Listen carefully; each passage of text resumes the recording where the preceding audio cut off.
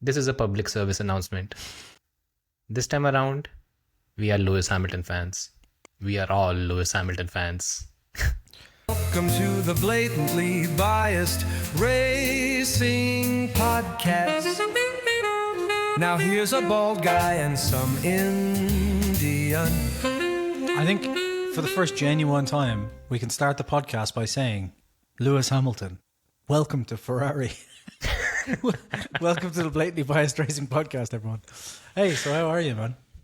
Pretty good, pretty good. That was some race. Yeah, that was really good. I wasn't expecting it just because, like, although these cars can follow quite well, the racing hasn't been great. Like, we had the yo-yo racing at the start, then everything calmed down. And then at Monaco, obviously it was Monaco. But Barcelona is generally like super hard to pass. So I wasn't really expecting much here. And then there was a lot of talk around tire deg. And I was like, we always get this talk. And then we get to the race and the tires last for 400 years. So I was kind of skeptical. So maybe it was because of those expectations, but it turned into a pretty good race because of that. Yeah. You know? Yeah. So, yeah.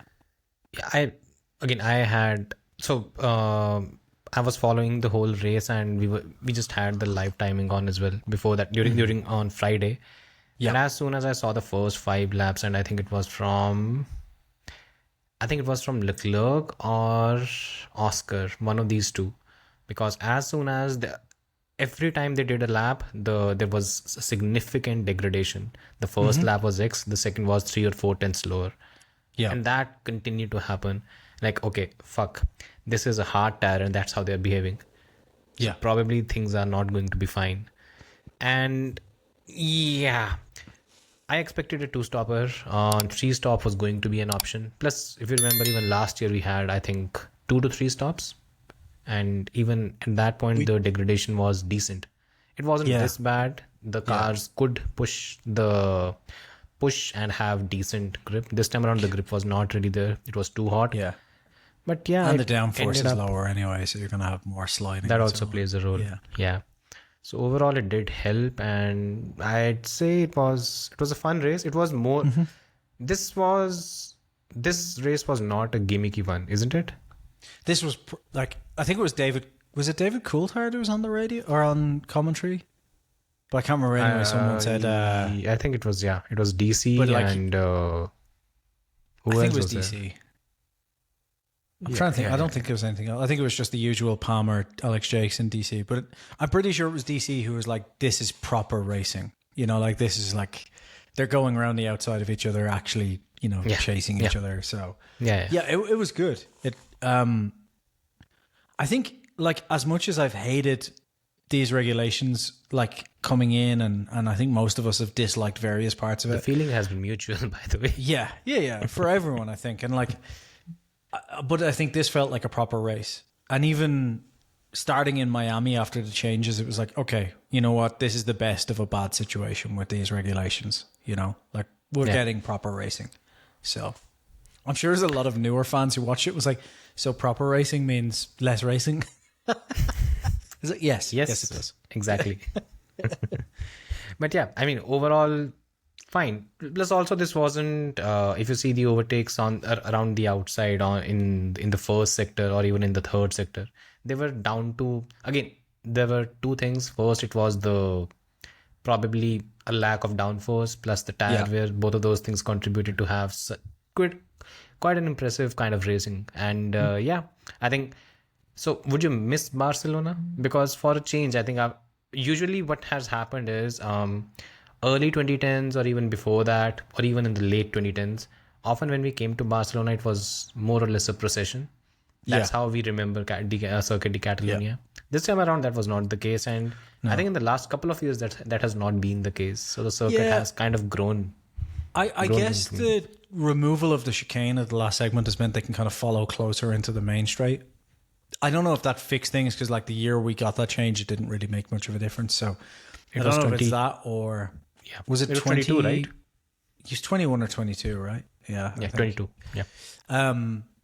That or just, you know, I think one of the things that's probably helping as well is the cars being able to follow a little bit closer, especially this year. Like, that's one thing it's probably partly because of the lack of downforce, but these cars were able to follow each other for just lap after lap after lap, which is great, until the engine explodes. So yeah, That's there. I'll miss Catalonia for one reason, which is like, even if the racing's not great, again, like some of my liking of Formula One is either traditionalist or technical, whereas other people just want racing. So like Monaco I like because it's just traditional and I like it and I'm weird. But Barcelona I like because usually we get first testing in Barcelona, then we get to come back here. So this year is a bit weird because we didn't get to see that first testing, but it is nice to see like the progression of a season with Barcelona, because you get to see like testing versus the first race there, and but plus it's a good track for overall just like who has the best aero. It gives you a good kind of inkling of that. To a certain extent, yes. I don't think we got the perfect indication this time around. No, not overall. Yeah, but because I think it definitely shows who the strongest teams were in aero. True.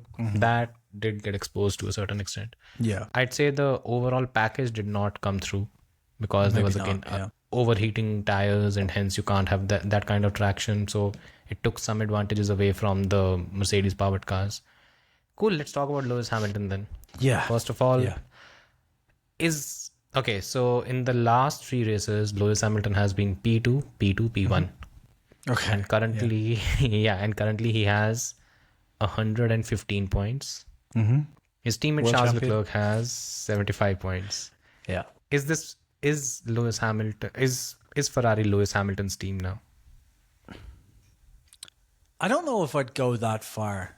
I think this is probably something that you've talked about quite a lot. Like, this is showing the fault in Leclerc's trust in the team. Like, Leclerc is very much just kind of puts his trust behind the team and kind of just goes, give me the fastest car and I'll just drive it, and the team can do everything else. Whereas I think Hamilton is long in the tooth enough, and also probably watched Seb enough to know, like, that's not going to work at Ferrari. Like, I need to put my foot down on it.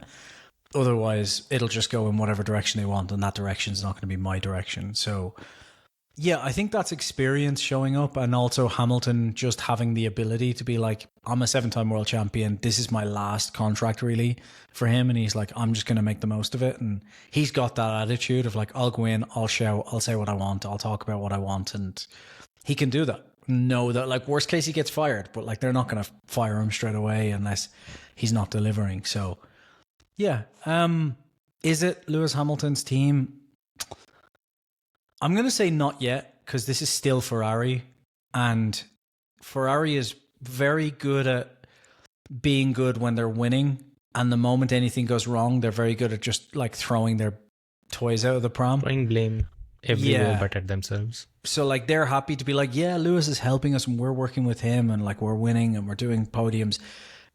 The moment it looks bad for them is the moment they'll be like, well, we have to get rid of Lewis now because he's been pushing the team in the wrong direction. Or, like, just, what Ferrari's like. They're crazy. Yeah. They're terrible. Yeah. So I don't want to say it's his team yet, because we've seen how quickly that can change when things go wrong. But he's certainly extracting more from the team this year than Leclerc is. And fair play to him for it. I will say one thing. It's probably too early and it's going to kick me in the face again, but like, I stand corrected on a few of the things I said about Lewis coming into this team, because when Seb went to Ferrari, I thought Seb was kind of the right guy to go to Ferrari because he had that Schumacher backing and he was technical and he was willing to kind of push the team in a certain direction and give the right feedback and so on, which is something that Lewis historically hasn't been brilliant at, in my opinion. But he's been doing a very good job of it here, and he's been kind of pushing for what he wants and getting the team to listen to him. And I think, I stand corrected on saying, I think he's done a good job at that. So, yeah. Yeah. I'd push back on a couple of things. So when I'm saying that... I'll eat my breakfast and enjoy this. Yeah, that's something new. So when I'm saying that this is Lewis Hamilton's team now, it is essentially down to the kind of momentum that he's had this season. Things have fallen his way, and there has been some kind of success. So the last time a Ferrari driver won a race was in 2024, And it wasn't Charles Leclerc, it was Carlos Sainz who did it in Mexico. Yeah. And since then, they've been on a lean period, and now they've won something. And there's a momentum of the last few races. Leclerc, on the other hand, he's suffering. There are far too many errors, and things are not really falling in place. Once that is going on, it makes it very hard to. Just to a certain extent, you have Ferrari, a team that is, let's be honest, it's a team that works on vibes. So right now, the vibes are with the driver who. Let's be very honest about this thing. When we are talking about Lewis, what the reason why he is where he is right now, and why Leclerc is where he is right now, both of them at Ferrari, it's because Lewis spent the 2025 season consistently giving input on the 26 car. He wanted the car to behave a certain way. Leclerc didn't do that.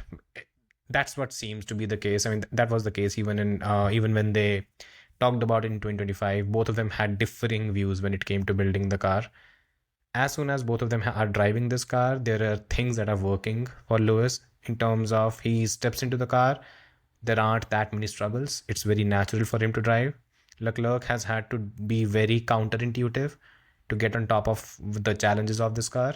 And as a result, what we're looking at a scenario where for Lewis to access his potential and speed in a car, he doesn't have to struggle as much as Leclerc is being forced to. And as a result, as he gets into a weekend, he is completely focused. There are no distractions when it comes to these things that, okay, we need to try an experimental setup. Remember those words? For the last 4 years, we heard it quite a few times. We aren't really hearing it here. No. And that's why he's, let's say, okay, we both agree, Lewis is not at his peak. He's maybe at 98% or 95%. But he's able to right now access that 95% because the car behaves the way he wants. Leclerc doesn't have that. And the reason why Leclerc doesn't have that is because Lewis extensively focused on car being the way it is right now. Ultimately, there's a Ferrari team that will also be looking at it. There's a driver who gave excessive input into the car and it is working for him and he just won the race. Things change in Ferrari very quickly.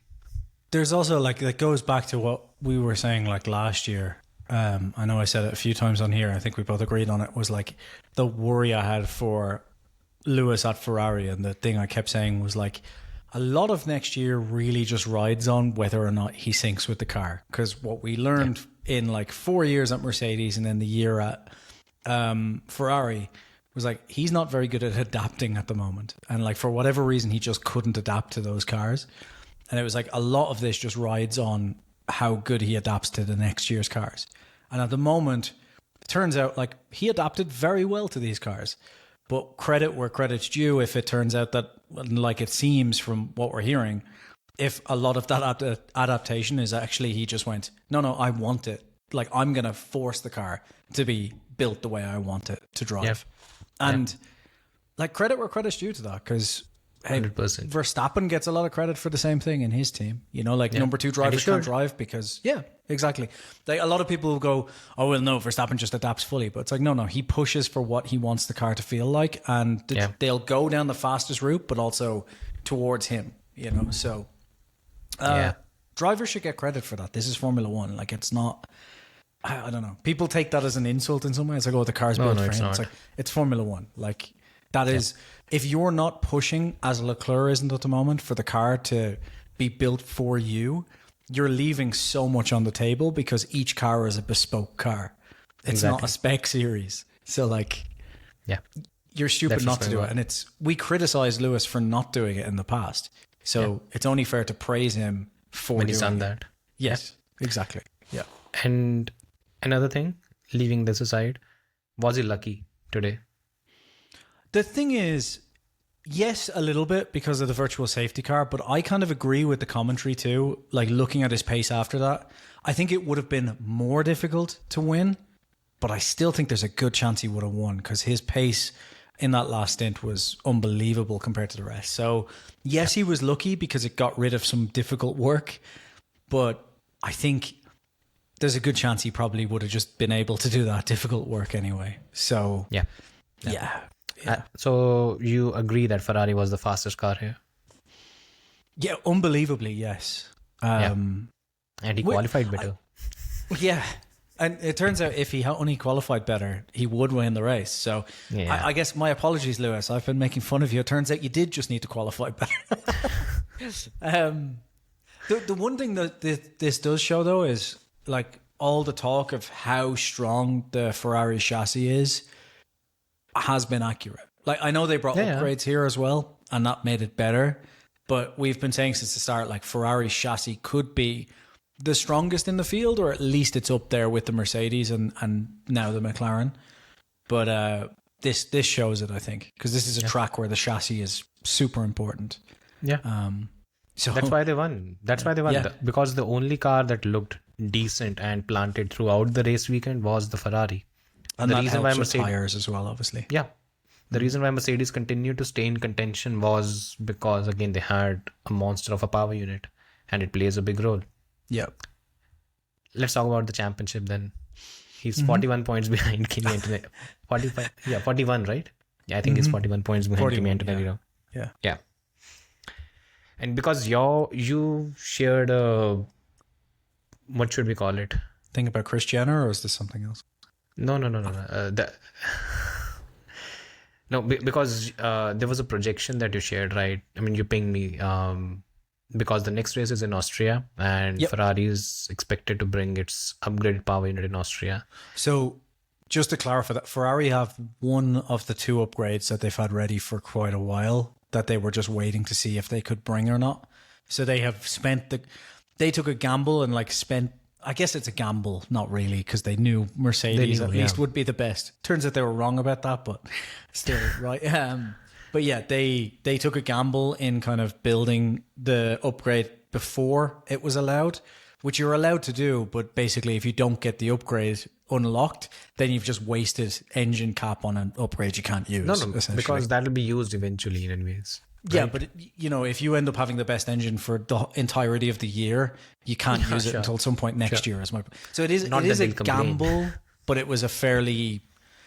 There was good odds that it was a good gamble, basically. So they have that ready to go. So they should be able to bring an upgrade for Austria. Yeah. So it's not. So according to a few reports, again, I don't know how true they are. Ferrari, it's a 2-step upgrade process. The second will be coming in Spa. According to whatever reports we've seen, by the second upgrade, they are aiming to wipe out the entire 30 bhp deficit. So here it's roughly the half of it. Yeah. Think it's possible they can do that? First of all, let's talk about that. I mean, possible, yes. And also, Ferrari, yes, they didn't do great against Mercedes in the turbo hybrid era, but in terms of engine, they caught up with Mercedes faster than anyone else. And Ferrari have been traditionally quite good at building engines, and they took a direction this year based on the starts and so on. So I think they've probably been able to adjust that and figure that out. So I don't see why not. The question I have is not the peak power, though. It's, can they get the deployment and recharge done properly? Because peak power is less important in these, unless you are Red Bull, in which case peak power was very important and you shouldn't have gone for peak power. I think it's possible. Yeah. So Lewis Hamilton championship favorite now? It's far too early to say. He's going to battle child for a championship. So that's also something. Isn't that insane? He would be the oldest world champion in years. I can't remember how long it would have been. 70s, maybe 60s, probably. So I think Prost won his last championship at 39. So yeah, I think since Prost, probably. In the 40s, I think there hasn't been a world champion in 40s since... Maybe since Jack Brabham or Fangio. I might be wrong. I'll just check this out. So oldest world champion. Jack Brabham was 1970 at 43 years, 339 days, so nearly 44. Yeah, I was right. And Lewis is 41, so he wouldn't beat that, but he'd be the oldest. He'd be the 40, the latest 40-year-old to win a championship. Yeah. Think there's a chance? There's a chance, yeah. Like the thing is, there's a You problem. don't think here. there's a chance? Yes, and I'll tell you why. Okay. Because one, if they bring the engine upgrade and get themselves on par, they've got quite a good chassis already that they could keep developing over the season. That'll be which half I a think would second help. faster, by the way. That chassis Yeah, would be like- at least half a second faster than anyone So else. I think like from Austria or Spa, they could end up having the fastest car, right? Lewis is clearly quite comfortable in the car, and Lewis at his peak, like, was a very, very, very, very, very quick driver. I think his peak was kind of 2018, but Lewis, when he's feeling it as well, is just on it. Yeah. And then I think he can take control of that team if he's in that situation a lot faster than, say, Antonelli or Russell can, who may end up tripping over each other. Yeah. So Lewis could be in a situation where he'll just kind of force his way to being, you know, the lead driver for this season. Yeah. And Ferrari will back it if they think there's a chance of a win. Like Ferrari will throw Leclerc in the grave if they think they can win a championship this year. You know what Ferrari are like. You really Not that think they'll that is going to not be the that they'll case? kill him or any. Not that they'll No, actually not kill that. him. Not that. You're That they'll assuming that Ferrari is going to do the prioritise right Hamilton. thing. No, I'm just saying. I think if Ferrari have a sniff at a championship this year, and what Lewis wants suits that idea, Ferrari will have no hesitation in telling Leclerc to back off during races. Yeah, because You don't what think you're so? saying, no, it's Ferrari. When was the last time they did the right thing? A long time ago. Even but I think they will. even this pit stop at the VSC, I still doubted whether they will pit Lewis right now. That's Yeah. how Ferrari is. Yeah. So the biggest problem that Lewis has when it comes to being given, But I never said he entitled- would win the champion. I said there's a chance. Yeah, I'm no, not I saying agree. He will. No, it's my still point Ferrari, is, yeah, but it's obviously. very, very, yeah. That's the problem. The fact that Lewis is part of a team that's Ferrari, he might end up being in contention. And again, I won't rule out Charles at all at this point. Yeah. He would end up, if he does end up in contention. First of all, there are far too many ifs. First of all, the power unit upgrade has to work. Secondly, we also have to know for This sure is a that big race as well. exactly, we have to know that the whatever we saw here in terms of the performance that Ferrari had, if it was not entirely down to the freakishly weird conditions that we had, because these aren't the kind of conditions that you'll usually have in races. So we have to keep that in mind. Then we have to make sure that Mercedes does not bring any more upgrades, because Ferrari just brought a mega upgrade. And then we also have to make sure that Ferrari ends up doing the right thing again and again. Ferrari could go backwards from here. Like, you know. Exactly Yeah. my point. Because 100%, yeah. yeah, and that's my worry. Because when it comes to Ferrari, I have no confidence. You This just was asked, was there a chance? You didn't say what percentage. How likely? Okay, so how likely would it be? So probably less likely in that case. Unlikely, but there's a chance. Yeah. Unlikely, but there's a chance. And I think genuinely probably their best chance in a long time, to put it that way. Just because... Yeah, I'd still wait. I still think just 'cause I 22 think was their there's- best chance in a long time. I haven't seen Ferrari reach that. I'd say 2024 was a good chance to win a championship, but they continue to fuck up in a lot of ways. Yeah, they could have won the That didn't constructors really there. yeah. Yeah. So I'd still wait. The jury is still out. It's just 7 races. We'll see. Yeah. We'll see what happens on that front. Let's talk about the other Ferrari driver, Charles Leclerc, because he had a weekend. I don't Definitely even know had a how to put Saturday it. and a Sunday. Yeah. Yeah. Views. What was your reaction to the whole thing that happened? How would you sum up his weekend? This kind of weirdly feels like kind of old Charles in some ways, like on his bad days where you summed it up before, like he's not comfortable with this car, so he's having to like adapt his driving, which means in order to get to top speed, he's pushing the car to his limit in that car with that driving style. And if you're doing that, mistakes are just going to happen, which is what used to happen when Ferrari didn't have a fast enough car. So he would constantly push, like he'd be on the limit for the entire race, which means it only takes one tiny error to completely destroy your race. It feels like that Charles again that we haven't had in a couple of years, I would say, like at least 3 maybe. He got rid of a lot of those errors. Maybe back as far as 2023, it was like that seemed to be gone. But I don't know, like this all goes back to just, why did you sign the contract so early? You know what I mean? Like, just let it play out for the season. Yeah. But I don't know. I don't know what's going on, because this is fairly uncharacteristic for Charles as well. Like, even the people who say like, oh well, Charles always crashes and he's crash happy. It's not that often. They are foolish. They're Yeah, foolish. because it's not that often. It's like the people who used to say, "Oh, Russell bottles it all the time," and it was like Yeah. 2 races out of 7 years. Like, relax. So I don't agree with that, but yeah, this has been uncharacteristic of Charles, and he just hasn't looked comfortable with the car for pretty much the entire season either. Like, I'm trying to think of a race where he looked happy in the car, and it's probably, where was the one where he took the lead at the start? Was that in Miami? Melbourne. He was fine in Melbourne. He was fine in Miami. Okay, so let's go through it. He was fine in Melbourne. He was slower than Lewis in China, a bit slower, but still slower. He was fine in Japan. Yeah. He was good in Miami until the last lap when the car just gave out. Then you've had Canada, Monaco, and now this. Yeah. He hasn't scored points in either Monaco and either this race. In Monaco, it was a brake failure, whatever brake issue. Here it was the steering collapsed, apparently. Something happened to the steering. The power steering went.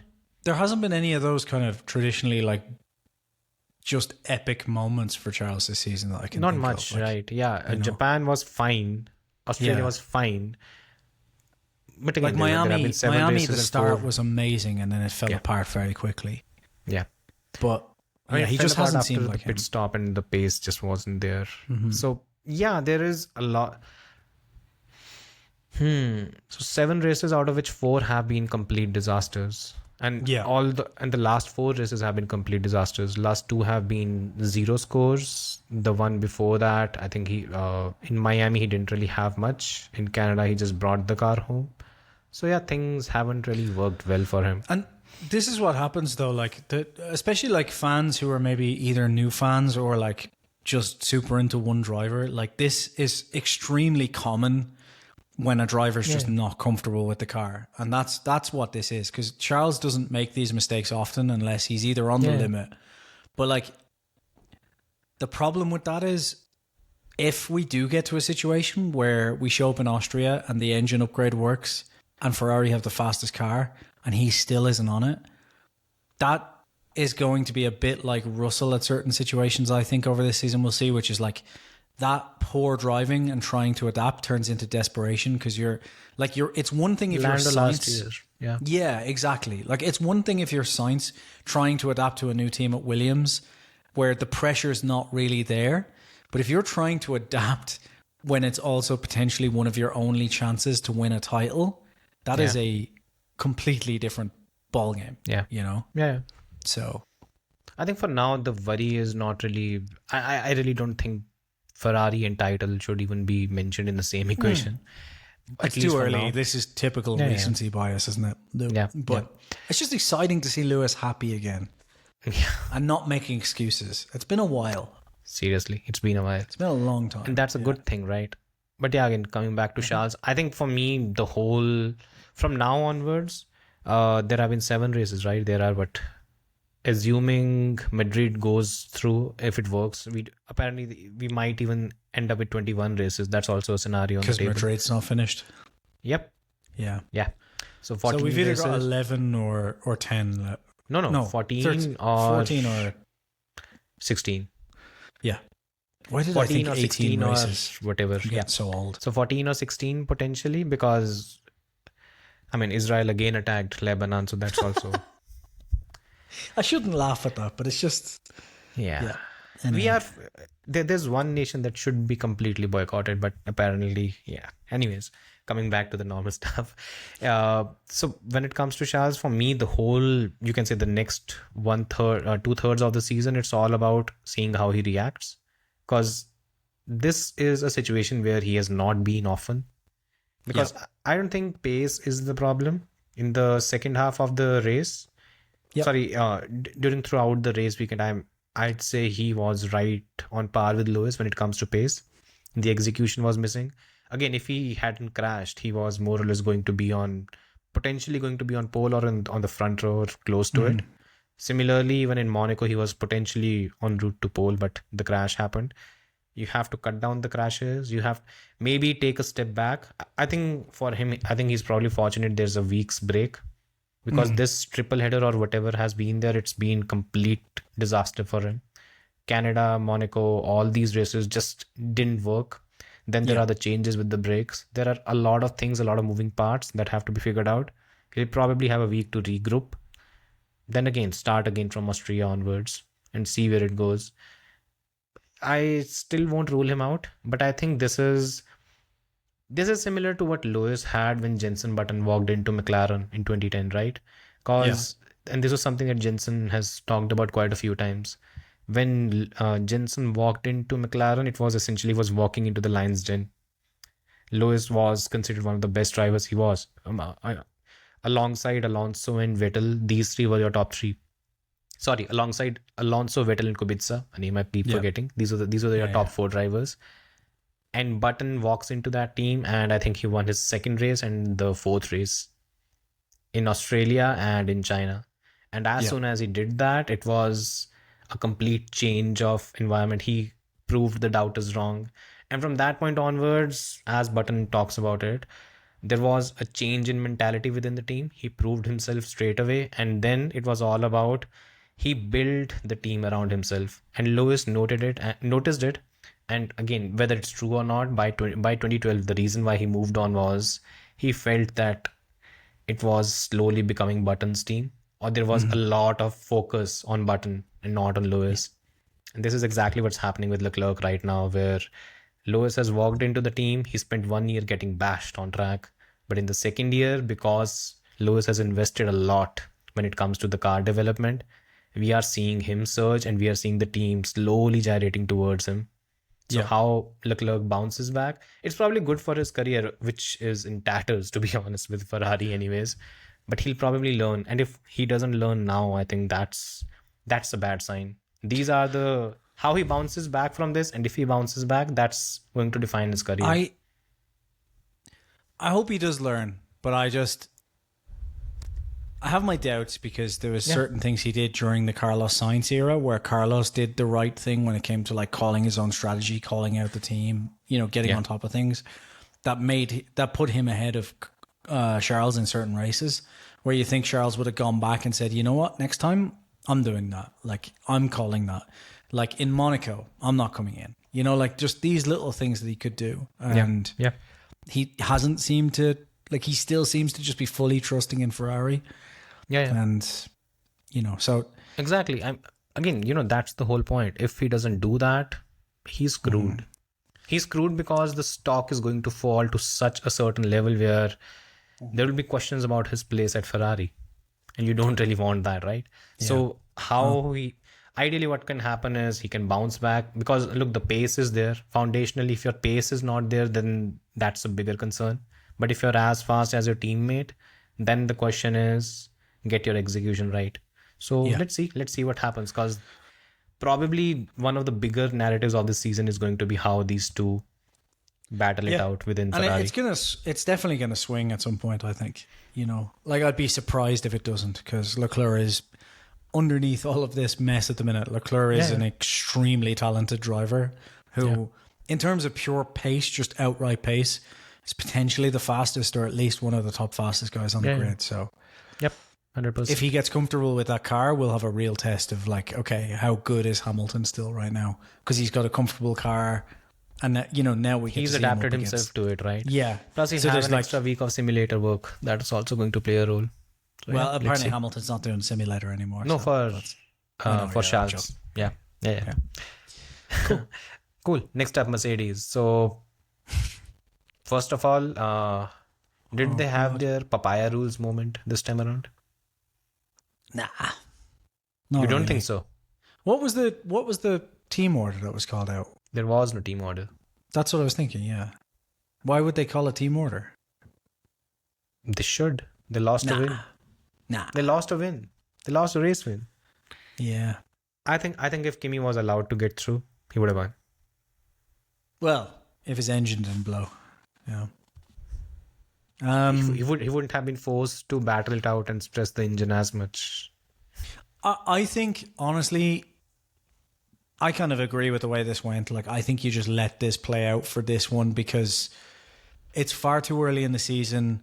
Like, everyone now is going to be, as we've just have been for 30 minutes, hyped about, like, oh, our Ferrari in this, is Lewis But in Mercedes this. Like, lost.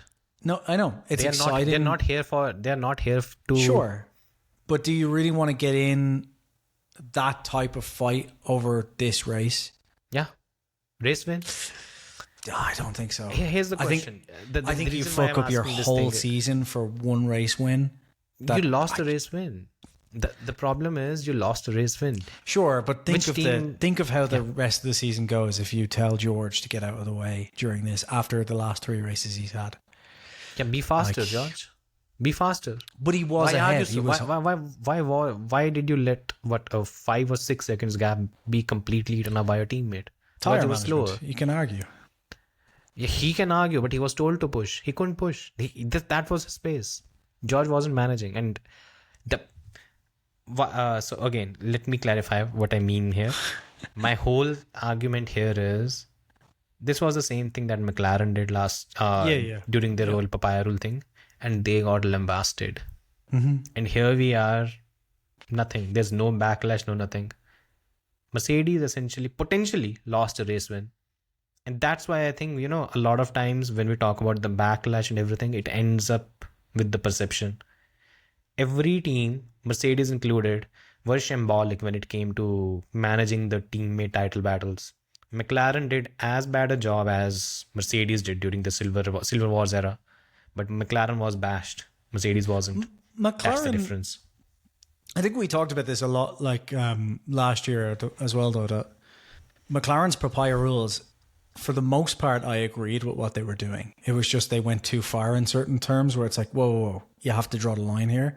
Like, I like the idea that you let these two drivers play it out. And, like, as long as the constructors, you've got a good lead in the constructors, let them fight it out, Like, Yeah.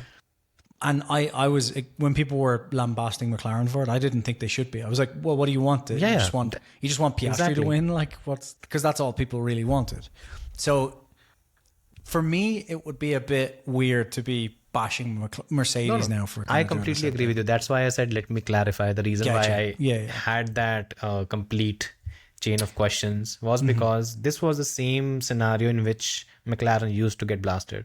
Yeah. That's why different horses for different courses, right? People that's just one of the wanted biggest Lando to frustrations for me. lose. That's all that actually was. Not We all only, know that. not even that. I mean, even when it came to your in-race commentary, I think this should have been a talking point, and DC touched on it a bit, but he didn't really stress on it too much. Ideally, he should have stressed on it because when it came to McLaren, this used to become the main key focus. That how Huge are they issue. managing it? Yeah. Yeah. And again, it's half of it is just assumptions with which they go about things. So again, they've lost this race, but do you think this might be a race where George would be a bit worried after the race ended? Even though again he ate into the championship lead, 18 points gone. Now it's a 50-point deficit. Yeah. But do you think he would be a bit more worried now? I do, for one reason, and it's not actually anything to do with the race. It's not actually anything to do with the points or like team orders or how close Antonelli was. I think it's one thing. This was an incredibly difficult tire management race in terms of keeping your tires going for the stints you needed. And typically younger drivers, look at Piastri, for example, in his second season. Typically younger drivers, that is the hardest piece to do. And as an experienced driver, that should be your big thing, that in a tire management, like difficult tire race, you can just walk away because you can manage your tires. And Antonelli was right there with him for the whole race. So there's basically no area I can see where Russell's experience now wins over Antonelli. And Antonelli, by all measures, seems to just be a quicker driver. Like, obviously, he didn't get pole, but in general, this season, he's been the faster driver. So, again, I will caveat that by saying another thing that does become more difficult when you're not comfortable with the car is keeping the tires in check. So it could all come down to that. And it could be that if this was a car that Russell was more comfortable in, he would have walked away with the tire management. but it's not. So tough shit. Maybe. Maybe, you know. But yeah, I think Antonelli is essentially, at least in this car in this season, seems like the complete package. And this race for me was like, oh yeah, Antonelli's going to be with him now for the He's whole scary, season. isn't it? Ultimately, what Yeah. Kimi is doing right now, it's very scary for someone like a George. What's happening right now is he started. This was a race weekend where the conditions that were there, they didn't really suit Kimi's driving style. As both Kimi, George, and Toto talked about, you needed a more smooth driving style to extract the best out of your car. Kimi is a bit more harsh. He pushes the car a bit more, hustles it a bit more. Comparatively, you have George who doesn't do that as much. And that is the contrast that kind of shows how they put together their lap times. The weekend began, Kimi missed FP1. In FP2, he was, I think, half a second slower. In FP3, he closed the gap a bit. Then came qualifying and he once again closed the gap, I think, to 2 to 3 tenths. That was roughly the gap. Then by the time the race came, Kimi had figured it out. And by the time because in the first stint, Kimi was a bit slower. George had a decent lead. But by the second stint, I think it was on hard tires. By that point, Kimi was significantly quicker. It was a driver who was figuring it out on the go. And within a race weekend, he had done all these things. And if the car had not went pop, he would have extended his lead by 3 points.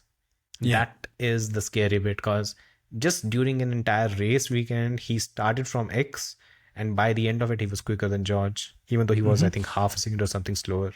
Kimi's adaptation Kimi's adaptation from weekend to weekend is incredible. This was a one-up on that. So, I mean, the serious question is Kimi at 19 better than... No, we're not going down this route again. He will. Yeah, the Verstappen fan base can... Yeah. Verstappen fanboys got very annoyed about that. One of which was like, Verstappen was in a Toro Rosso at 19. You're like, you didn't watch this sport. Like, what are you talking about? Yeah. Yeah, so... Yeah, they can go fuck themselves. Anyways. I noticed not a single one of them was able to actually come up with a proper argument. They were just complaining. There were a few, they got a proper reply. Then a lot of went and abused me. Then some my family. Then some talked. Then some went racial attacks. Sake. Everything. Yeah. Some said I should kill myself. Then there was some that said something else. Then at 6 a.m. I had uploaded a video and I was tired as fuck. And just for the heck of it, I opened X and there was another nonsensical comment. And I kind of blew my lid. Yeah. I called them a retard, and apparently that was a bit too much for them. And I had a couple of Max fans, a former friend by the way, who said I'm making ableist jokes. And like, go fuck yourself. Oh, fuck off. Yeah. Well, these people aren't able to do anything, so fuck them. Yeah. No, like, moving on. You know, yeah. This is why I have notifications off. I did that after that, and I go fuck. Fan bases are not worth my time. I literally only see notifications from people I follow, which is why sometimes I see you replying to something in a thread that I'm tagged in, and therefore I see it. Otherwise, I just don't see it. So occasionally I'll like hop into X on my laptop because I don't have it on my phone anymore, and just be like, oh, I'll just wind people up for 5 minutes and then go back to work.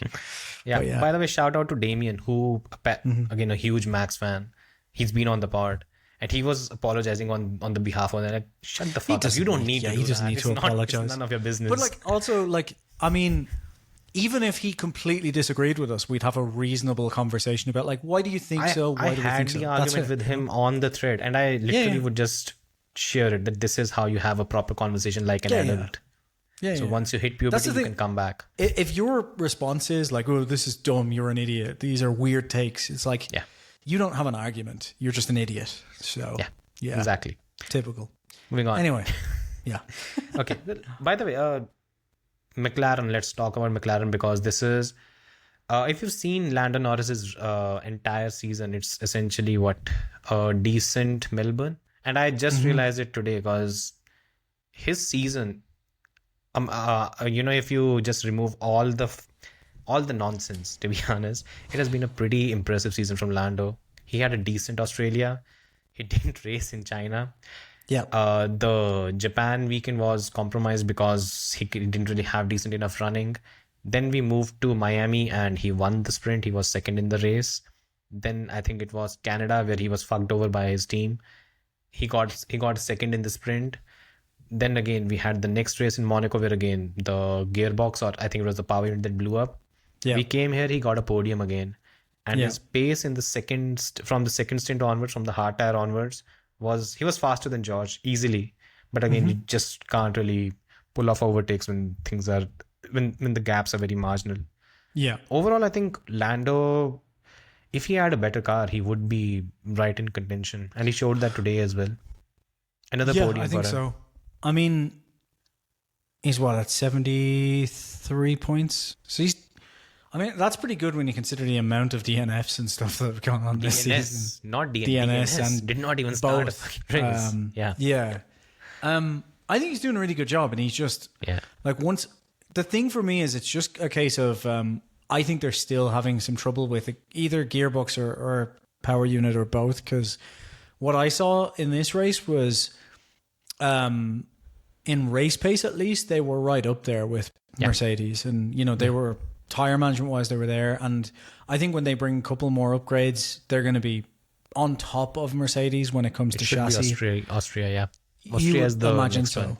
Yeah. So I think they're right there. The problem they've had, and this is actually a problem that McLaren have had even when they won 2 championships, which the 2 constructors, is they just don't focus on qualifying most of the time anyway. So their race pace is always far better than their qualifying pace. Yeah. So I think once they dial the engine in a bit more, if they can even start on the second row behind Mercedes, for example, and then kind of eke it out over a race, they're going to become problematic for Mercedes as well.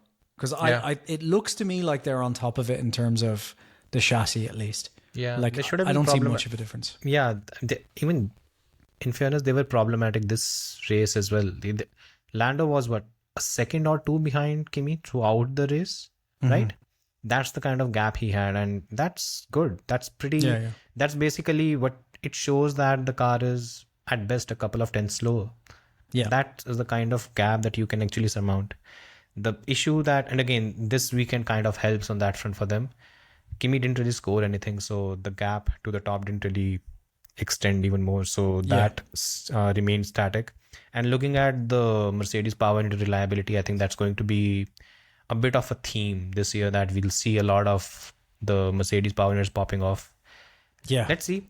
I think again, Austria is going to be the race where McLaren brings their second upgrade. I'm positive that's the one. And if it happens there and they have a decent jump, we might see them again making that next step and maybe fighting for the wins in the future. I think the theme of this is, like, Mercedes can bring one more upgrade. There's, going to be some changes, but McLaren are getting better and better at dialing that engine in. And I think the reality for me is that McLaren have caught up in terms of chassis development. I think at some point it's just going on who I think has the better aero team. McLaren will jump them. So I do think, like, at some point this season, McLaren will just have a faster car than Mercedes. I think that's going to happen. The problem with my prediction is I predicted it to happen a lot faster.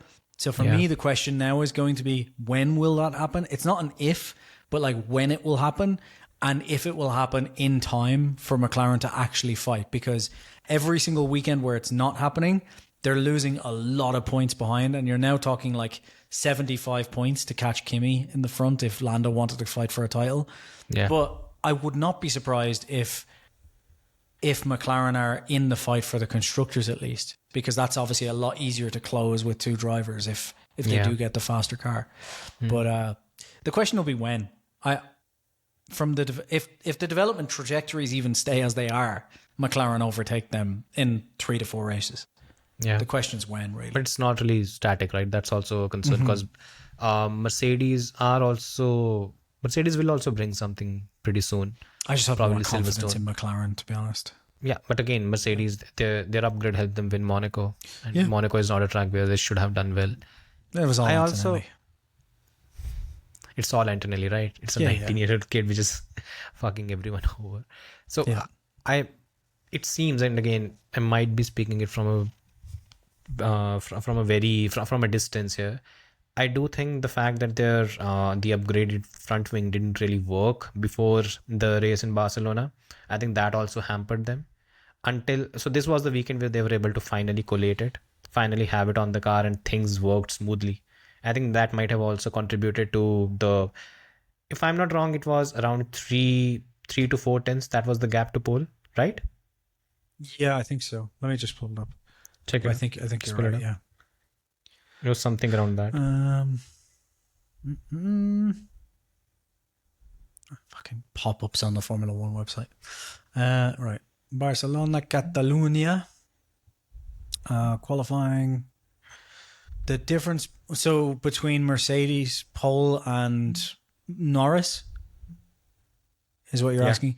P4. Was 3 tenths. Just a little bit over 3 tenths. 3.4 tenths. That's not much. 0.34 essentially. 0.34. Yeah, that's roughly. And as we were saying, that McLaren seems to be weaker in qualifying than the race. So yeah, I think. I also think, again, we are all assuming a lot of things here, but I also think that Russell just wore his tires out in the second stint.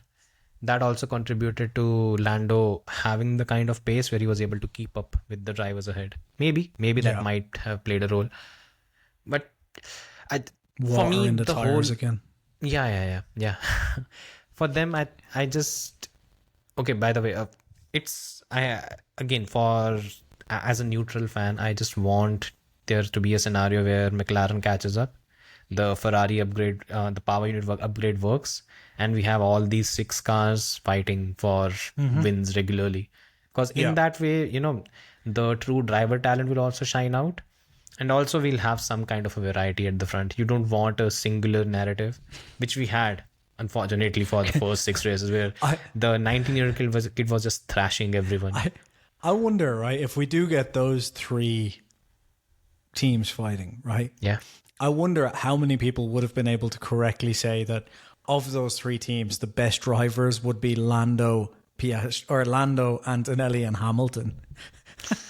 I would have probably taken a punt that Lando could beat Piastri, because I did think like Lando, after winning a title, would come back as like the best of Lando, and so far that's kind of held true. He's like calm. Both have been pretty. I won't bash Piastri again. He had a shitty race weekend this time around, but he never really had the feel for the car. There's He'll be maybe fine. 1 or 2 points this season though where he's looked the better of the 2.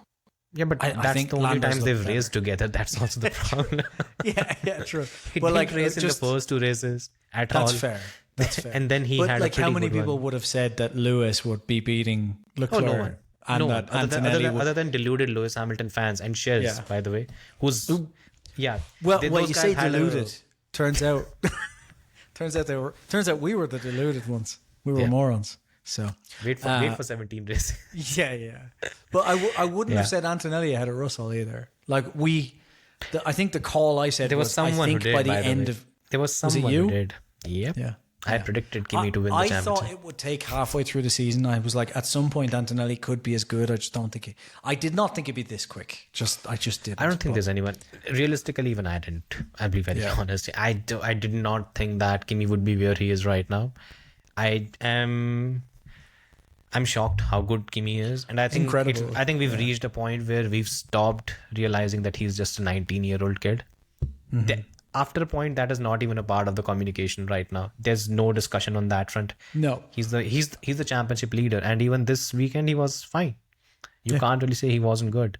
So yeah, that's how things go for him. I'm just worried about one thing when it comes to McLaren. I think this weekend also showed that to a certain extent. There's a bit of a gulf when it comes to Mercedes and McLaren, and I think you touched on it, the power unit thing.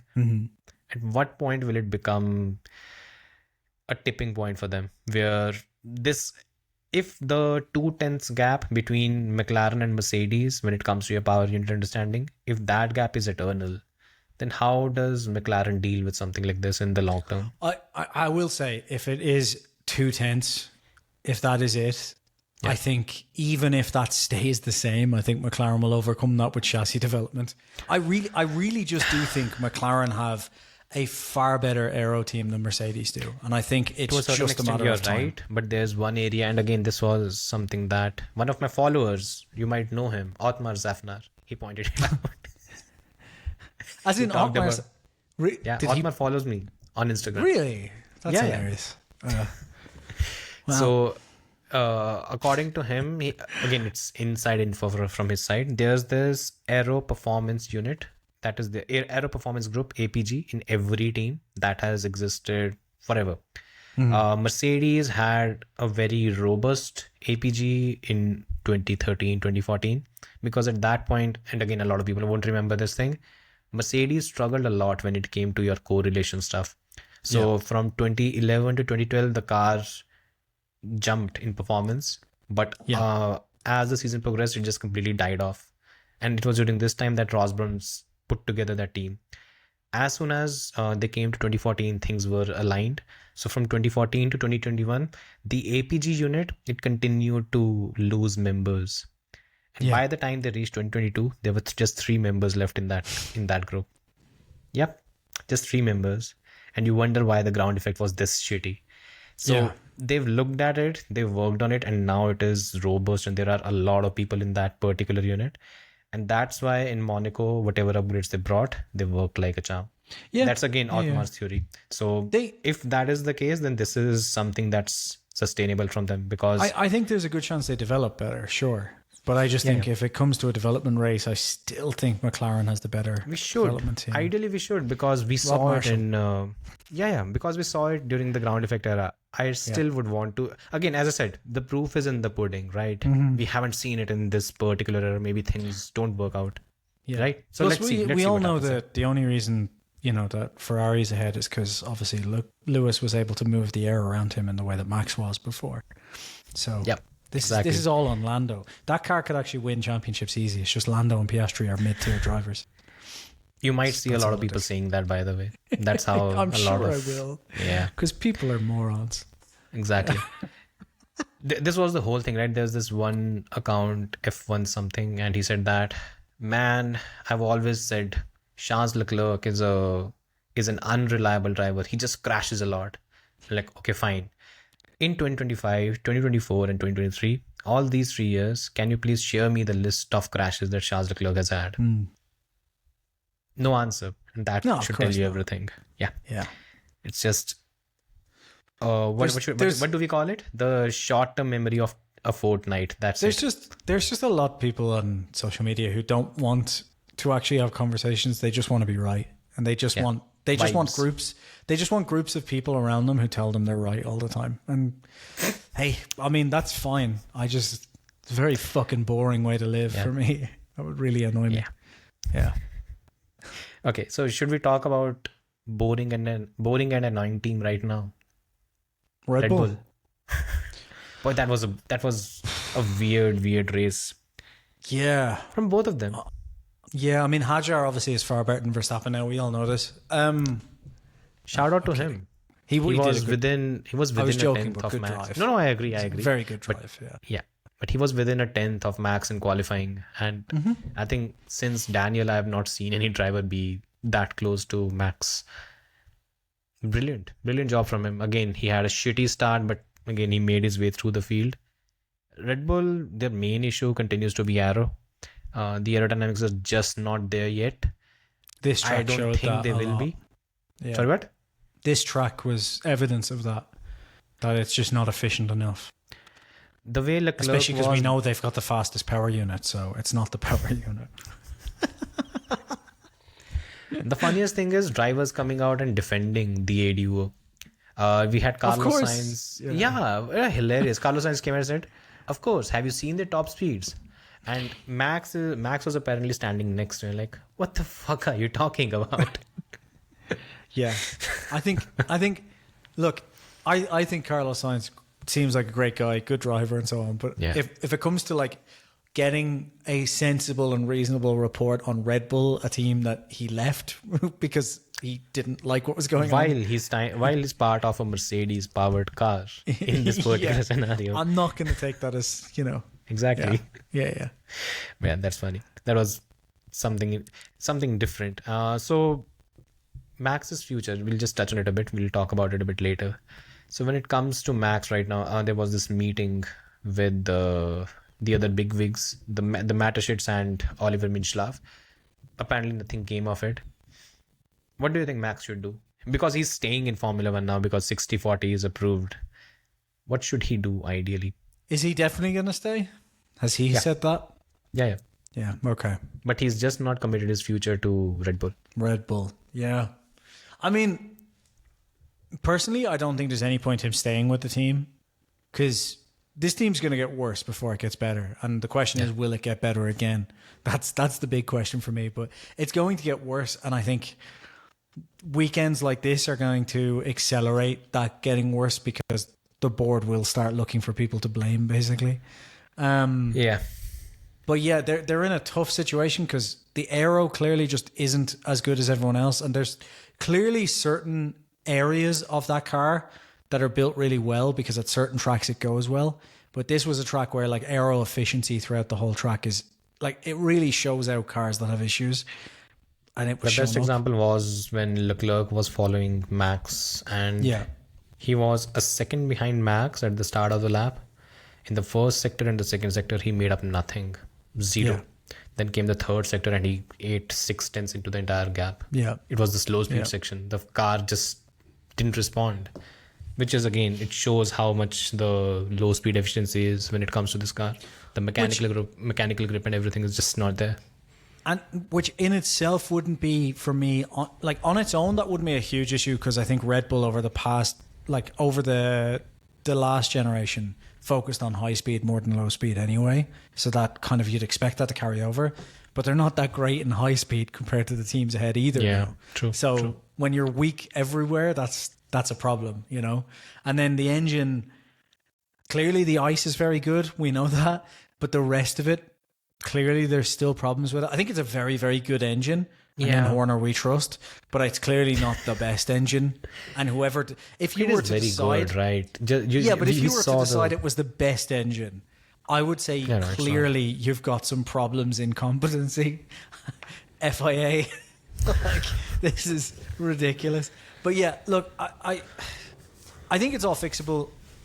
I don't think it's going to fix anytime soon because I think that team is going to divulge into a blame game pretty quickly. I think we'll see that by the moment he decides to go is when it's going to be at its peak. I think it's going to go crazy. But as for him, he's not. I don't see the point in him staying. Like, what's he going to do? Stay with the team to rebuild it for 4 years just to do what he did already? Like, from his point of view, no. That would be a good thing, by the way. Maybe that would be a legacy-defining thing. He stayed with them during the bad times and then brought it back. Will he do that? I don't see it. Yeah, I don't see it. No, so what do you think he'll do? That's the more interesting question, by the way. My concern about this now is like the only place I could see him going, like, I mean, Leclerc's locked in on a long-term deal, right? If we wanted to go the Ferrari route. Contracts can be rewritten. Ferrari has a lot of money. That wouldn't be the end of it. But I think like if Lewis continues this form and Leclerc's just signed in a long contract, I think that kind of closes the door for Max in the short term anyway. I don't know. For whatever reasons, I don't see Ferrari happening even when it's doing well. I don't know why. I just don't see it. No. McLaren, I just don't see that either. That just doesn't fit for me because it just, even if like, I know McLaren were like talked with Max and so before, but I think there's a reason like it just wouldn't go ahead because the ethos of that team, this new version of the team, if this was Ron Dennis's team, I think different conversation. I think he signs Max. It would be worse. Sure, but I think he signs what happened Max. with Alonso in 2007. But this is my point. Like Ron Dennis was fairly cutthroat. He'd be happy to prioritize one driver in a heartbeat if he needed to. Like he would do it, you know. Whereas I feel like this team, now that Zach has kind of won 2 championships, won the drivers, Zach is going to be emboldened there. And I think he very much wants to live up to that. Like we are a no number 1 drivers team. Like he seems to have that bolted in his head. And I think he'll want to do that. And I think if Max goes there, he's going to want pretty strong assertions. Maybe not him directly, but his team. So I don't see that. So then the option is Mercedes. And I would have said, like, if Russell was winning the season, I would have still been on the kind of maybe he'll replace Russell with Max. Like, maybe it could still happen. But now with Antonelli performing the way he is, I think Toto would be more likely to sign Bottas as number 2 driver than he would Max.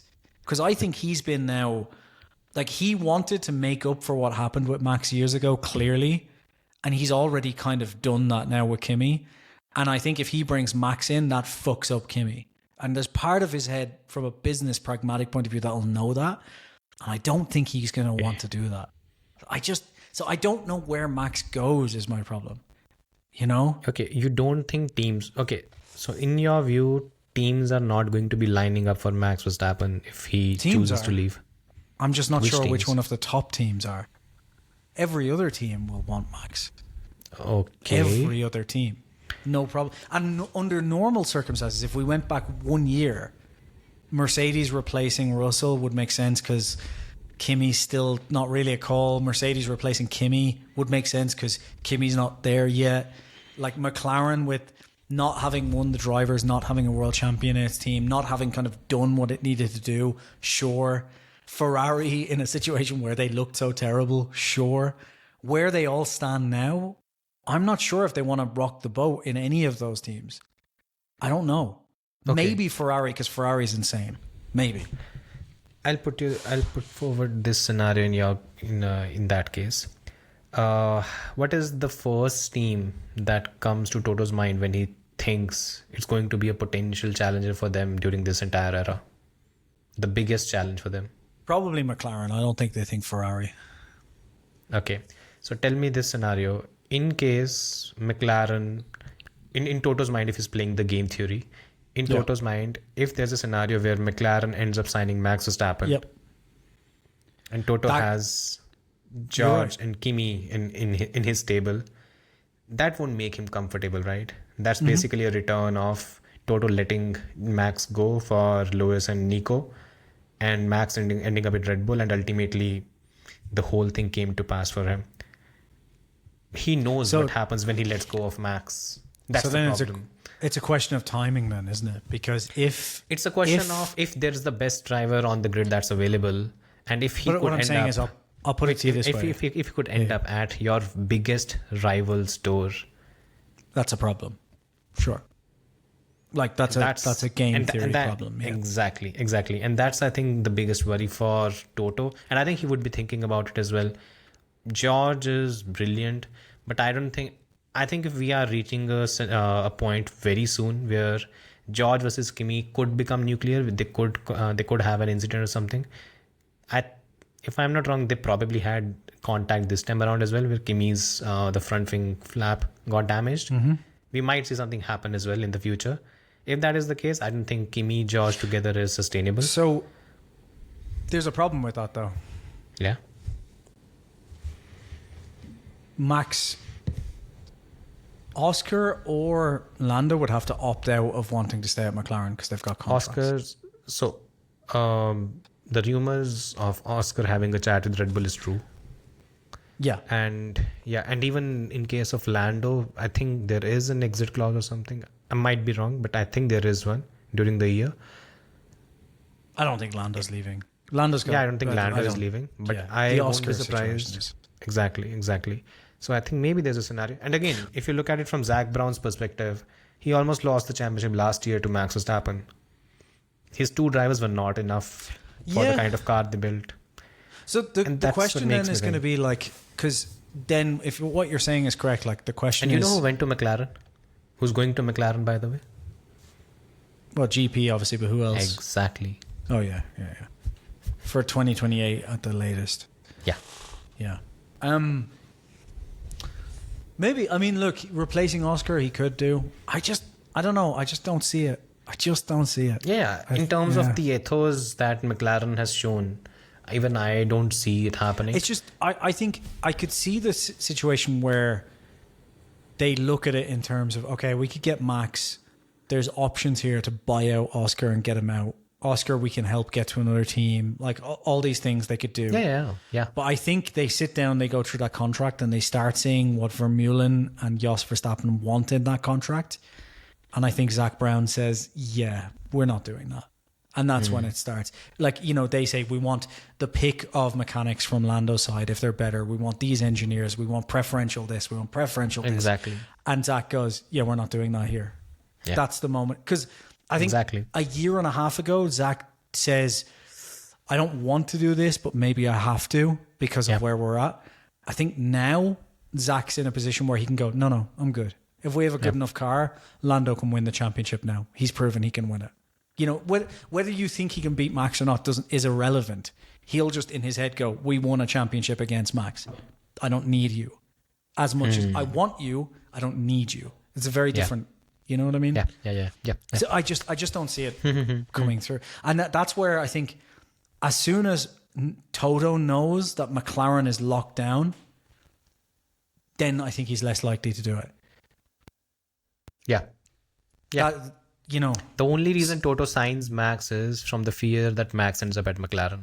I think that's the only reason. And that's the only way I think the whole, you can say the switch could happen. But I won't be surprised if Max ends up at one of the top teams. I wonder if that's why Leclerc signed so early.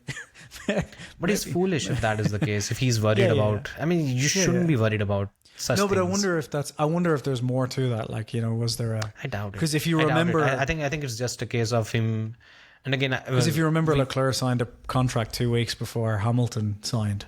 Do you remember that? And Leclerc knew he was signing his contract that Hamilton was being signed.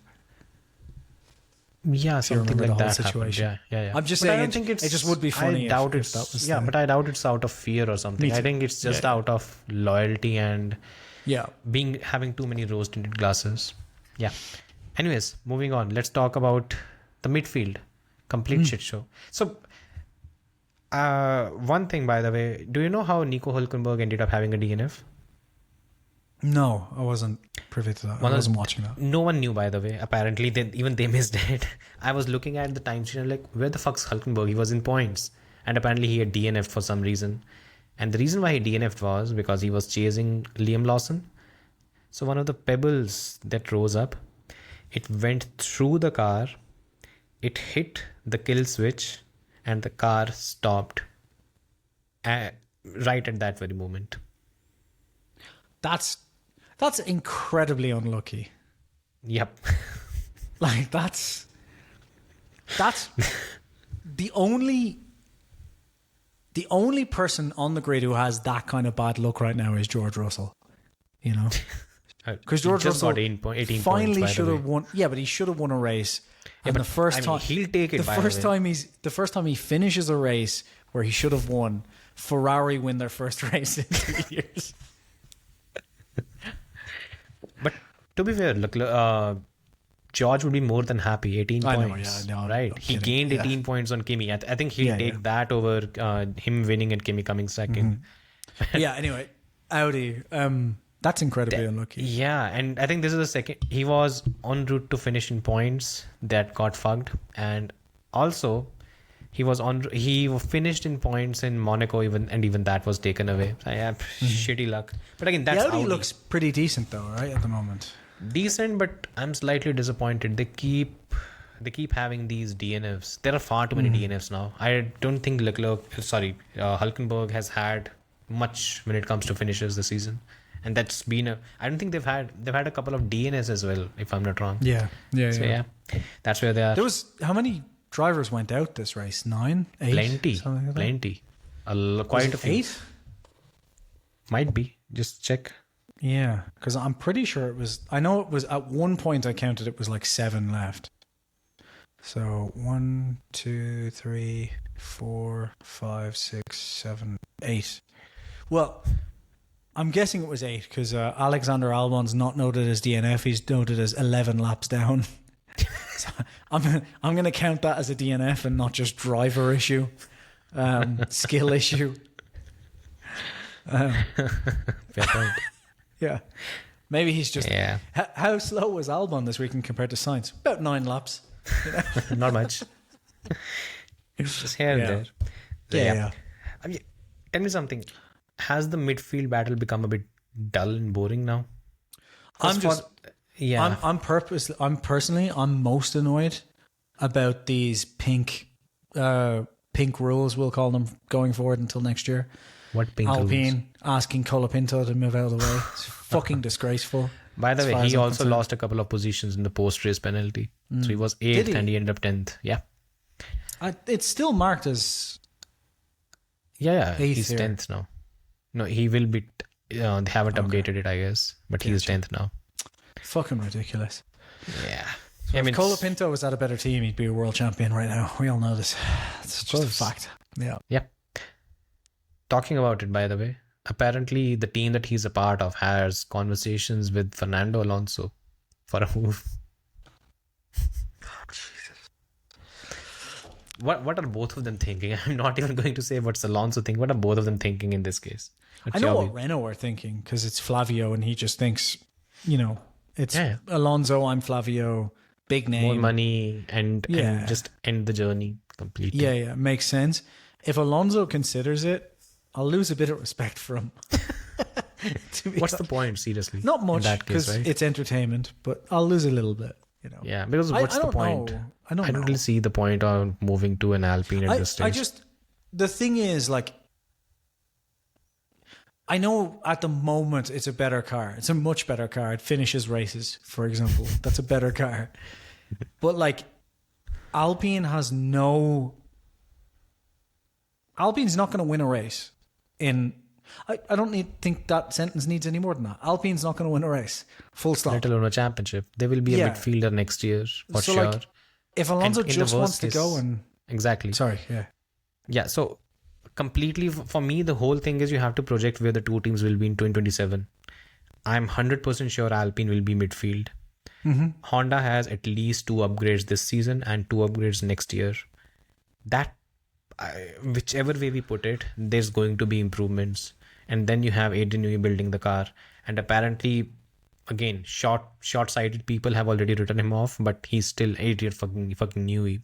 Yeah. And if you put these things together and if you look at the kind of facilities and the kind of personnel that exist, that thing is going to be at least a midfield team next year. Worst case scenario, it will be a midfield It team. should be. Yeah. And why do you want to jump from a midfield team with potential to potentially be a front runner to a midfield team that will always be a midfield team? There's no, and plus also they'll pay less. That's also very distinct reality. There's no downside, there's no upside to it unless you just are I might be able to get one more podium before I go. But who cares? Who cares? You know what I mean? You've I got just 100 of don't. them already. Yeah, I just don't. Exactly. I don't see the upside to that. I'm not sure what the thinking is. Unless this is just a negotiation tactic. Yeah, it could be. It could well be. Yeah. Definitely. Yeah. Pay him 50 million per year. That's the only thing left. Yeah, I think Aston will pay whatever they need to keep Alonso around for next year at this point because There's no one else coming. no, they can't afford to have this situation and then have their lead driver be Lance Stroll next year. So they can't. If your lead driver is Lance Stroll, you're fucked. Yeah, but the thing is, who else is going to have faith in this project that's and my be problem, even yeah. decent? Yeah. You know who they should sign on a multi-year deal to take them to a world championship? A lovely Argentinian boy called Franco Colapinto. Well, that might help. By the way, that would still be an upgrade on Lance Stroll. So Oh yeah, 100%. Yeah, I mean, Exactly. Genuinely, I think if you just put a dead bird on the seat and program the engine to just drive forward, it would Jesus. still be an upgrade on Lance Stroll. Yeah. Let's see what they do. No, we don't need to. We already know Lance Stroll is terrible. Oh, you mean in No, terms of not the car? that bad. Let's Yeah, see yeah, what sorry, both yeah. Alpine and Aston Martin do. By the way, coming to my original point, do you think the whole midfield battle is a bit dull this year for some reason? I find it very hard to focus on the midfield. Earlier, before the season, at least there used to be some kind of, what should we call it? Some kind of interest in what these guys are doing. Right now, it's become a case of you have the first 4 teams that occupy the top 8 slots, and then you have a massive gap, and then you have midfield teams. It's not even a competition, and since they're fighting for just P9, P10, it's very hard to even feign interest in the whole It's thing. also just, I don't know, it feels like every team in the midfield is just kind of figuring its shit out, and like race to race, one team does well, then another team does well, then another team does well. I don't really feel like there's any proper rivalries yet, if that makes sense. Like I was hoping it would be like Alpine and Haas would be properly on each other, and it's like one race Alpine does well, one race Haas does well, but the drivers are never really fighting each other over position. Exactly. It's just so I think it will be good later in the season, but for right now I agree. Yeah. Not fun. Yeah. Well, let's go through the questions. There are 10 of them. Interesting. Okay. I'm surprised we have 10 listeners. Well, a lot of them turned up for the whole live stream, right? By the way, this is 10 questions within 2 hours. I just posted it a couple of hours before the whole thing. So thanks, guys, by the way, for the questions. Should I start? Yeah. I can go ahead if you want. Or okay, go for it. Bob DeVries. Okay. I think this is the end of Russell's championship bid. Kimi was unlucky. George and his team blew it. I was actually going to... Well, it's just, I think in terms of like their execution of the race and what you were saying earlier in terms of like Kimi could have won. I was going to text you part of the way through, and then I can't remember what happened on track that I like put the phone down. Maybe I did finish texting it, but I remember just thinking to myself and then typing out, I think regardless of how this race ends, George is fucked now, was I think the thing of it. Because I was like, the main thing I was like, you know, when we get to these races, and I touched on it earlier, George's experience in tire management and all those things will take over. And it just was like, oh, no, never mind. Like there's no area where George is definitively better than Kimi now. Yeah. And I'm kind of, it's terrifying. Because George is not a bad driver either. This would be a different situation if, like, even if this was Lando, right? As good as we thought Lando was last year, for example, there was plenty of areas where both of us were like, Lando isn't great in this and this and this. Whereas it's always been Russell's basically the complete package. There's like tiny areas he could improve. Yeah. So this is insane. It's insane. This is just pure talent, right? Yeah. This is pure talent doing pure talent shit. Yeah. That's the whole thing. It's insane. Yeah. You go for the next one. We'll go back and forth if you want. Yeah. Nelson Piquet Jr.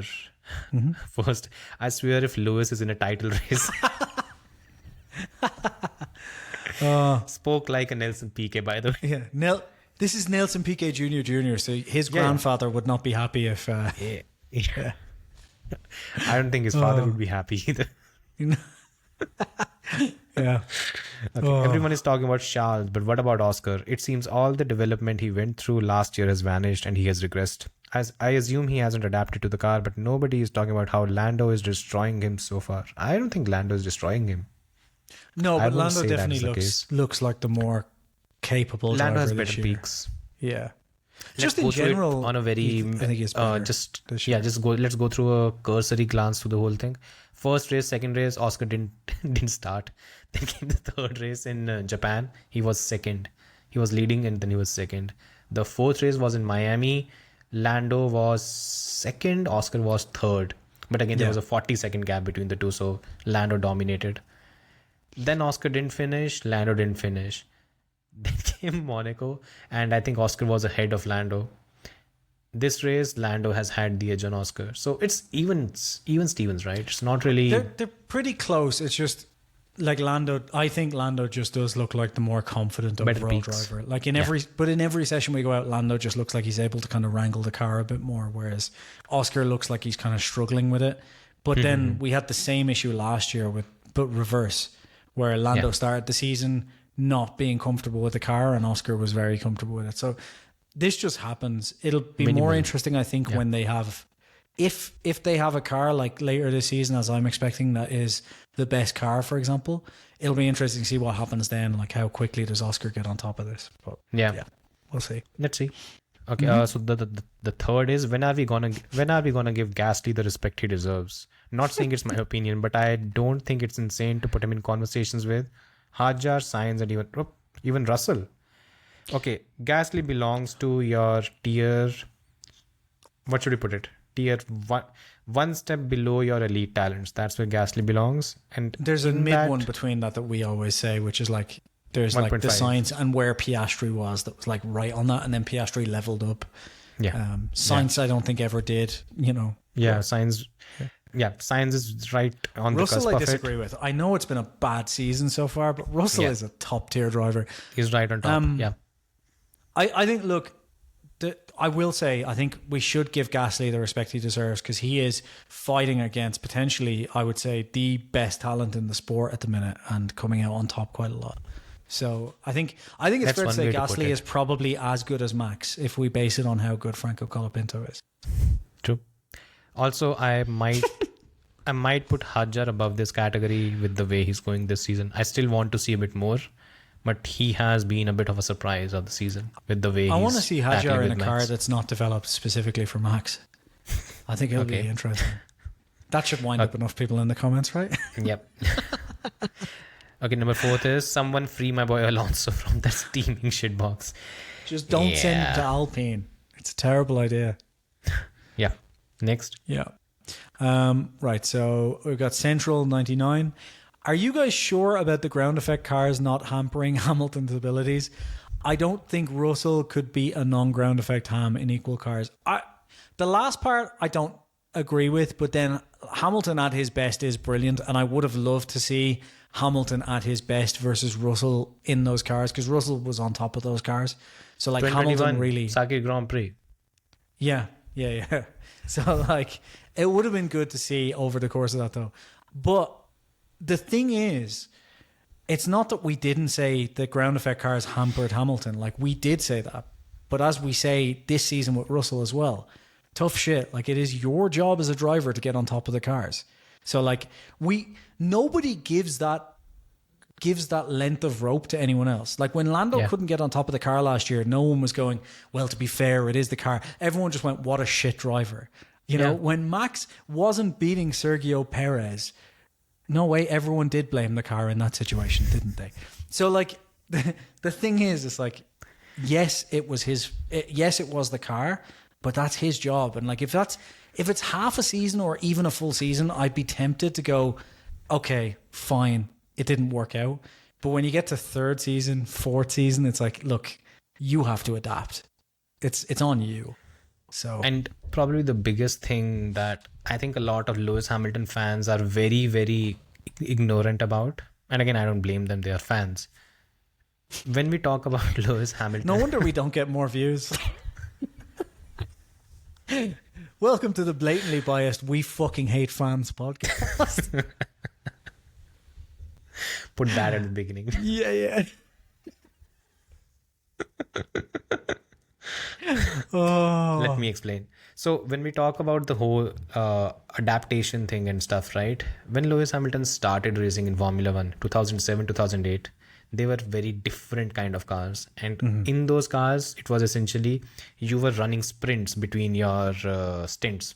So it was a 15 lap sprint, then another 15 lap sprint. You were just pushing balls through the walls, and the driving style required at that particular in those particular generation, you were hustling the cars. Then came the Pirellis, and for Pirellis you had to change your style significantly. And in that case also, we also had the off throttle blown diffuser, so that changed how you would apply the throttle and how you would manage these tires. Lewis Hamilton continued to be one of the top 3-4 drivers in the era where you had to hustle your car, and then in the era where you had to manage things very gingerly when it came to these tires. You know how he did that? He adapted. Yeah. He changed his driving style. He made changes to the way he approached racing. Then came an entirely different segment of the turbo hybrid era, which required a completely different type of driving style. Lewis made those changes. And if you look at his driving right now to what it was in 2007, 2008, they are completely different. He was manhandling the cars in 2007, 2008 and 9 to a certain extent. Right now, he doesn't do that. Yeah. And you know why? That's called adaptation. That's something he did until 2021. He did not do it during the ground effect era. He continued to stick with, I'm going to continue to be a late breaker in cars which are not suited for this. You can't will yourself just You can't just be stubborn when it comes to these things. You adapt and you change your driving style. That's what he didn't do. And Yeah. when we are critical of something like that, again, these cars are maybe more suited to his driving style, but we are critical of Lewis not doing what he used to do in his entire career. And again, this is me being very detailed, but I hope the point gets through. Yeah, there's two more here actually, real quick, that we should just tie into this because it's the same subject. Go for it. Waylon Bocephus, did anyone see Hamilton winning? And he also said, "Why is Ferrari suddenly trying to give me hope?" Yeah, like I will say on Hamilton winning, huge smile on my face. That was genuinely great, and like in Canada as well, it was fun to watch him drive like this, and it's nice to see the old Lewis back. And one of the main reasons I was critical of like not wanting Lewis to win in 2021, for example, is just I immediately get bored when someone starts winning all the time. And it had been 8 seasons by that point. So it gets a little dull. Same with like Max for 4 seasons. It's impressive for a while. And then you're like, next. I'm already like, if someone says, who do you want to win this season? Last year, I was like, it'd be fun to see Lando win. This year, I'm like, I hope Lando doesn't win. I don't want to see a repeat of that. Like, I want someone else to win. I would love to see Lando win for 2 reasons. Just to piss people off. Yeah, that's the first reason. There's a second reason is no other British driver has done that. True. Yeah. Defending their first ever championship. I told this stat to Jenson Button. Right? Yeah.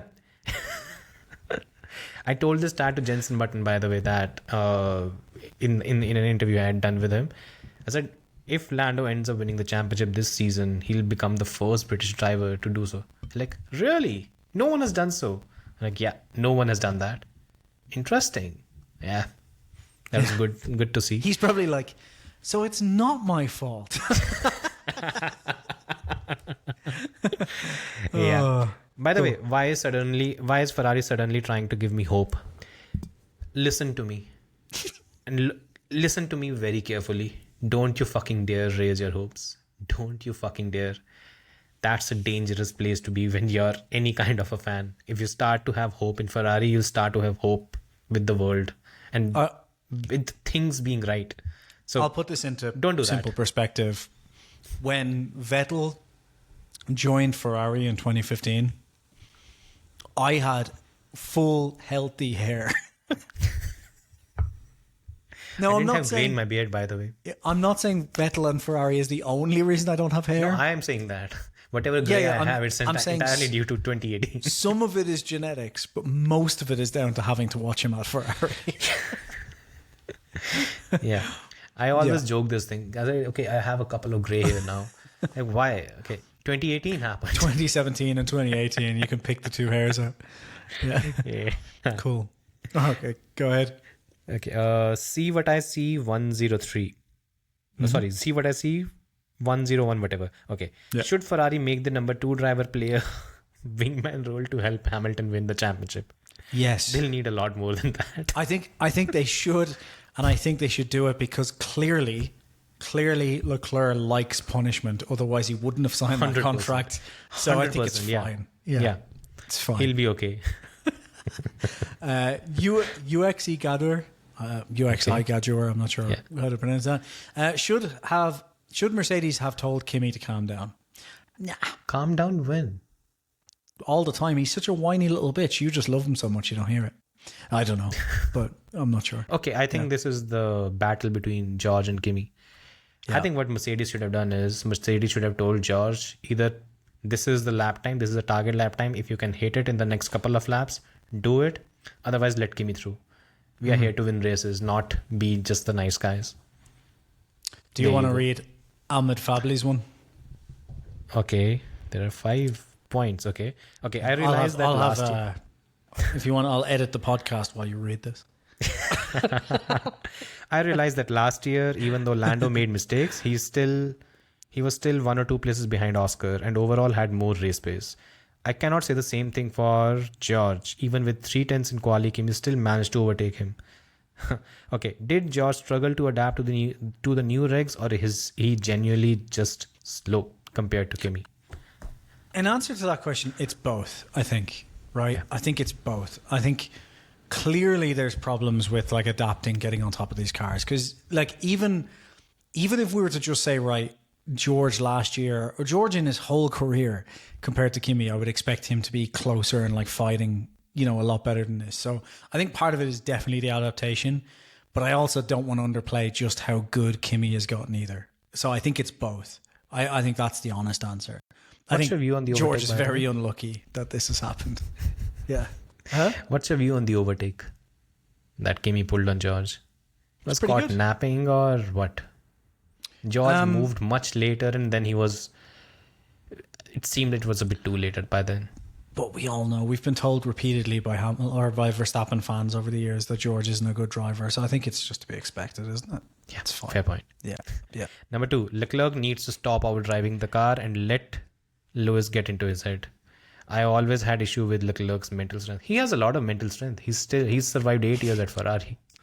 Who does that? Someone who's into sadomasochism. I told you this. We talked about it before. As much as we love to banter, when Lewis does lock in, he's genuinely a terrifying driver to face at, and I'm worrying for Charles. Yeah. What do you guys think he needs to do to fight back against Lewis? I think He needs it's to push not the that team. big a thing. I think he just needs to regroup. If he just And starts he putting needs to together push the race team videos. as well. He needs what? He needs to push the team, as we were talking about at the start as well. Like if he's genuinely, like, for example, if 2 more races go by and he can't get on top of the brakes, he needs to be like, guys, you're paying a lot of money for me. I want different brakes on my car. Like, push for it. You know, Let's see. can be Let's see done. what happens. Yeah, they can Yeah, make yeah. changes to the car to make him more comfortable, and it wouldn't be the first time 2 teams have run completely different setups for 2 different drivers. Essentially, Yeah, like McLaren did it last year with Oscar and Lando at points. Pretty so much the suspension. He yeah. needs to push more for that. Yeah. Yeah.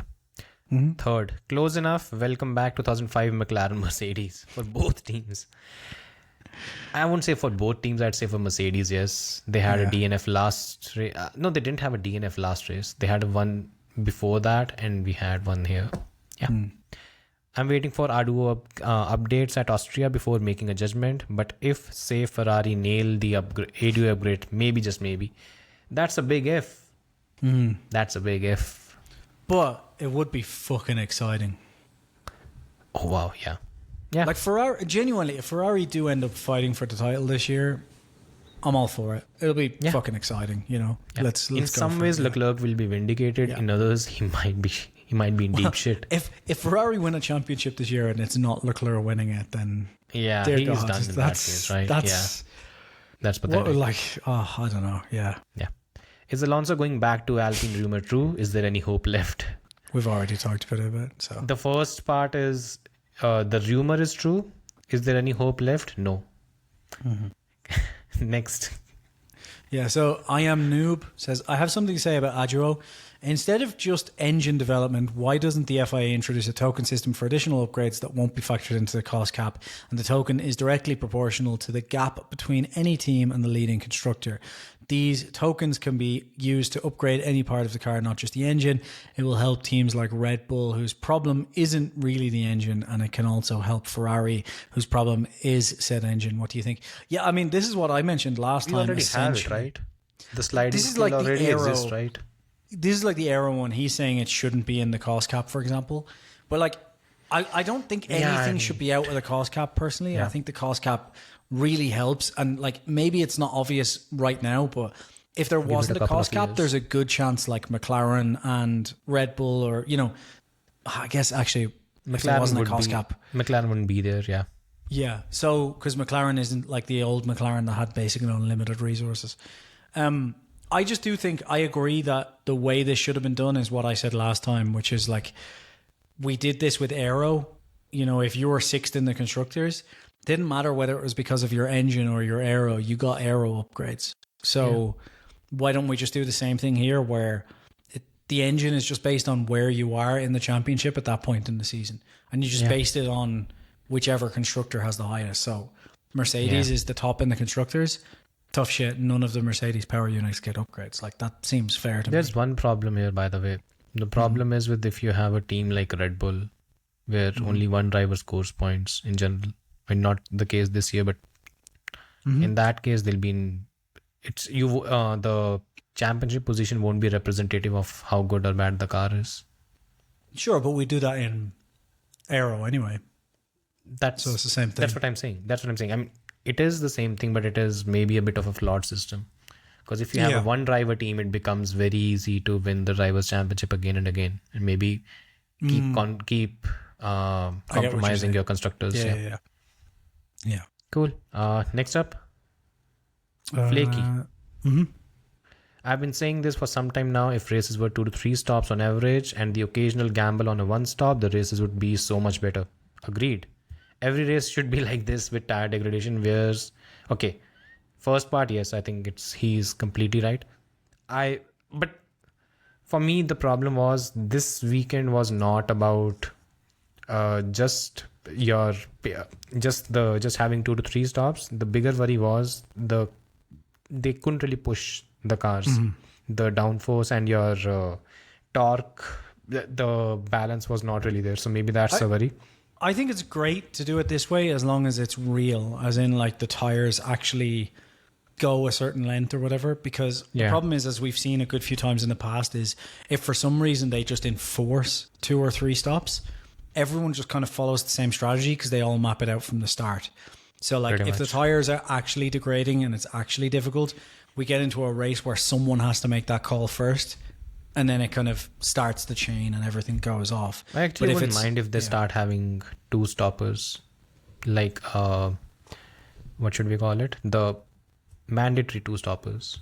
Yeah, I just think whenever we do that, we get kind of the same strategy across the board. So we should just get Pirelli to actually do their job. That would be great. I mean, that would be tough, right? That's asking too much. Why can you ask that? They're Italians. You made Pirelli French. Great job doing that. Holy shit. Pirelli, sorry, yeah, you're right. It's Michelin I'm thinking of. Pirelli are so shit that I actually thought they were French for a minute. That's crazy. Yeah, and they make Michelin look good. So, by the way, I'd just like to say to the passport controller in 7 weeks when I arrive in Paris, please don't kick me out. Keep praising Miss Maloney, everything will be fine. So, yeah. Okay, where's that supposed McLaren upgrade confidence? I think the problem that McLaren faces again is they are again out of sync when it comes to the upgrades. That's why they keep falling back. They brought a major upgrade with which was split in Miami and Canada. They haven't really brought anything since then. But what has happened is the other teams have brought subsequent upgrades and made improvements. That's where I will say what I said earlier though. Like, I still have confidence in McLaren. I thought they'd make a bigger jump, but then they have like caught up with Mercedes essentially on race pace. So that's a pretty damn good upgrade when you consider like they didn't bring anything for a long time, and then they brought that immediately. Chassis wise, they're basically right on pace with Mercedes. So I still have a lot of confidence. It's just taking longer than I expected. So that's the worry. Yeah, that's the worry. Exactly. Yeah. So I think that wraps it up. That's it. These are the questions. Thanks, guys. Thanks for watching. We'll see you soon, most probably. Till then, take care. Bye-bye. Bye, everybody.